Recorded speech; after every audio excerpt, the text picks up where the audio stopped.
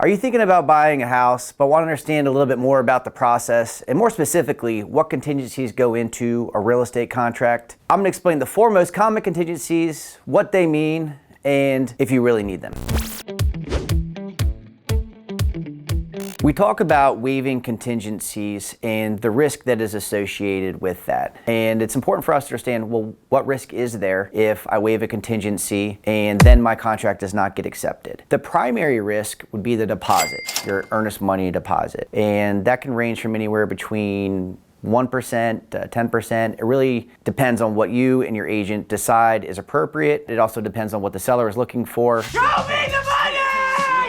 And there's a lot that goes into the strategy as far as how big of a deposit to make. But when you hear me talking about risk when waiving contingencies, that is the primary risk. That doesn't mean that that is all that you are on the hook for as a buyer in the event that you waive all contingencies and then the deal goes sideways. But that is the primary and the most common risk that there is either all or a portion of that deposit. So the most common type of contingency we see is financing. So what is a financing contingency? Financing contingency will give you protection in case something happens with your loan that was unexpected. For example, let's say you go under contract and God forbid you lose your job. Financing contingency provides protection for you and makes it so that you don't lose your earnest money deposit should something unforeseen happen. Essentially, a financing contingency is a way to protect you from unforeseen circumstances that can happen with your loan that are typically unexpected. We won't go too deep into different types of financing since I'm not a lender, but the different loans that you'll see are conventional, VA, FHA, USDA in certain areas, and each one has its own type of financing contingency. FHA and VA will typically have the most protection for you and have the strictest guidelines related to both financing as well as the appraisals that correlate with them. Conventional having the most flexibility compared to the other 3. In a competitive market, we often hear about waiving contingencies and when that's appropriate and when it's not. The reason you hear about waiving contingencies is a seller is often looking for that sure thing. They're looking for an offer that has the least amount of contingencies typically, so that they know that when their offer goes under contract, they will get to settlement. I'm going to make them an offer he can't refuse.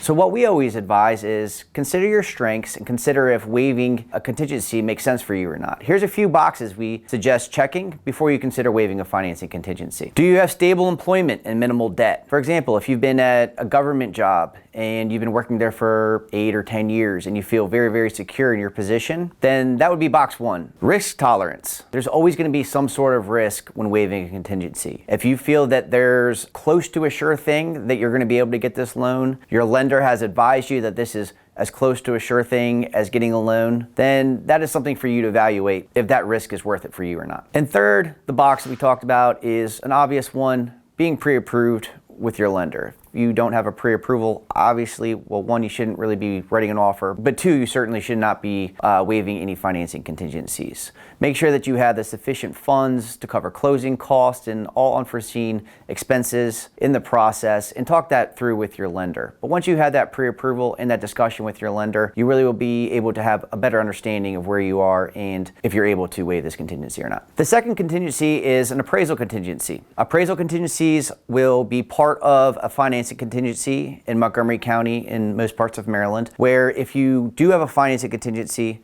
you also will have a baked in appraisal contingency. What this is let's say you get a home under contract for $500,000. You then have an appraiser. That appraiser then goes out there. They do get a look at the contract. They actually know the contract price. They will go out there and determine their value for it and send that back to the bank. Different kinds of financing have different rules for that appraiser when they go out there. Factors that go into an appraisal would be the size of the property. The most important part of the size of the property is the above grade square footage. That is factored in very heavily on an appraisal, and they take that above grade square footage and they use that based on other comparables for a price per square foot, and they factor that in to determine the price. So if you have a home that's 3,000 square foot above grade, meaning the top 1 or top 2 levels, no basement, and you have another home that's 2,800 square feet above grade, that's going to help you out on your appraisal because your price per square foot has 200 more square feet to be multiplied against than the one that's a little bit smaller. They also do what's called a replacement cost factor. The cost to essentially rebuild the house. So they'll take the price per square foot to rebuild it above grade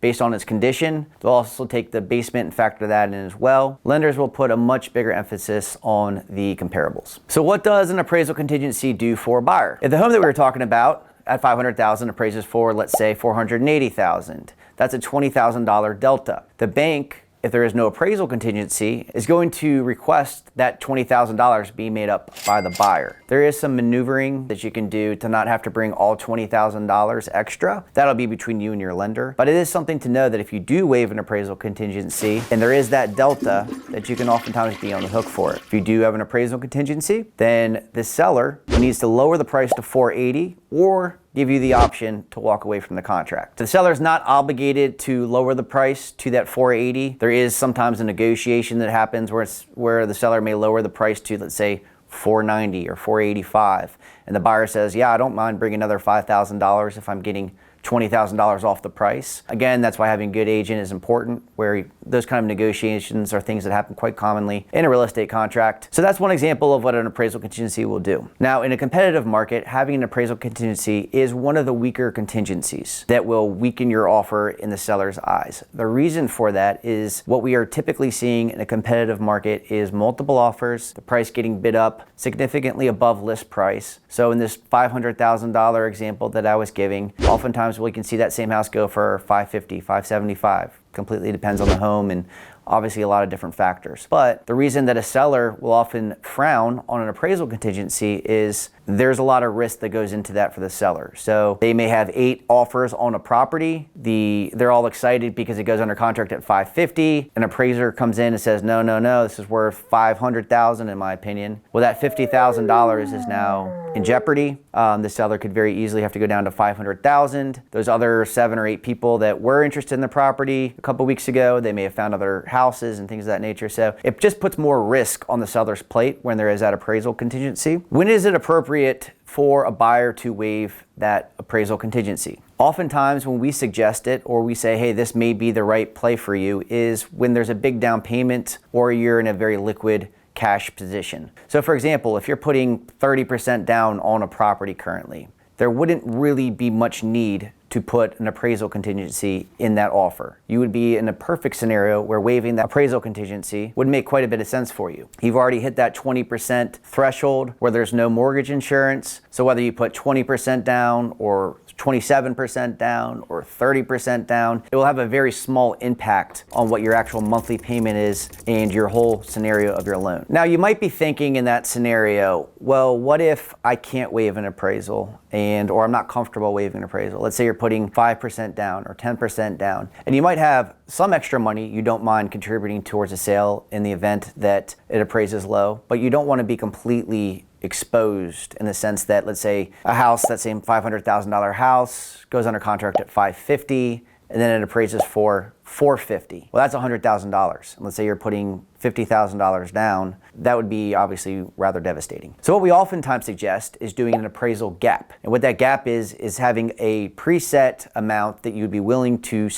cover, let's say $20,000. This amount goes into an addendum and we give it to the seller saying, in the event of a low appraisal, the buyer will make up the difference up to $20,000 before asking the seller to lower the price. This does help both give the buyer peace of mind as well as make your offer much stronger than one that would have an appraisal contingency. Obviously, having no contingency at all is always the most attractive offer for a seller, but it's not always the right scenario for the buyer. One thing I will say about appraisals from my experience is they're far from an exact science. It is someone that goes out there, it is an opinion, and I think that if you had multiple appraisals done on a property completely blind where they didn't have a purchase price, there is a very good chance that each appraiser would have a different price for that property. So when people ask us, what do you think this will appraise for? We can give you our best judgment in the sense that we can give you comparables, we can give you past sales, we can say, to me, this is what it probably will appraise for, but that is far from an exact science when this does come down to opinion. The reason I say that is never assume that a house will appraise, never leave yourself too exposed where you're uncomfortable potentially making up a difference or even potentially losing a deposit. That is a conversation you always want to have with your realtor, your lender, and obviously anybody else involved in the purchase with you. And quick TV timeout. If you're in the market and considering buying a home, having a professional realtor that really understands the contract and the contingencies and be able to walk you through what's best for you and best for your family in this process is absolutely essential. If you ever need my help or guidance or just want to talk and pick my brain, you can reach me on my cell, 301-452-3245, or at any of the links below. Now back to the video.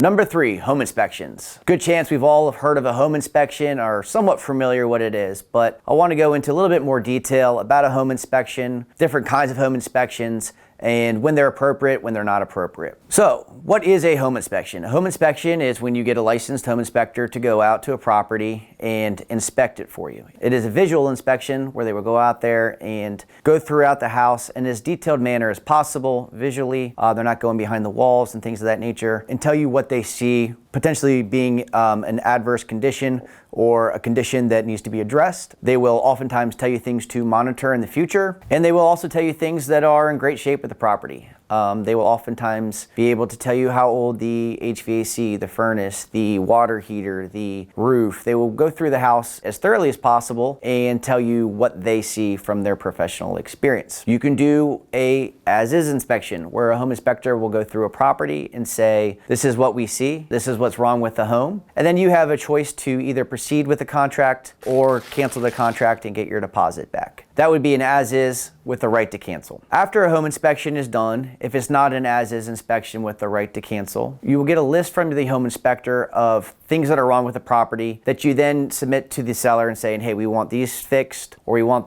a credit to fix these items. And there's another negotiation that happens at this point. Again, another reason why you want to have a skilled realtor, because this is oftentimes where we see a lot of deals fall apart, is over this negotiation. Now, with a home inspection in a competitive market, it is probably the biggest detriment in getting your contract accepted is let's say there's 10 offers. It is a very, very good chance that at least 3 or 4, or more importantly, the winning contract that actually gets the house won't have a home inspection contingency. Now, that might sound rather frightful and say, well, how am I going to possibly know what's wrong with this home? Good news is there is plenty of ways around that. And the most common way around that is what's called a pre-inspection. In a competitive market, you will often see a home go on the market, let's say a Wednesday or a Thursday with an offer deadline. That offer deadline is usually about 5 to 7 days from when it first goes on the market. So what we suggest is getting out there as soon as that house hits the market, let's say a Thursday in this scenario, and if you like it, going back the very next day and doing a pre-inspection. A pre-inspection is a home inspection,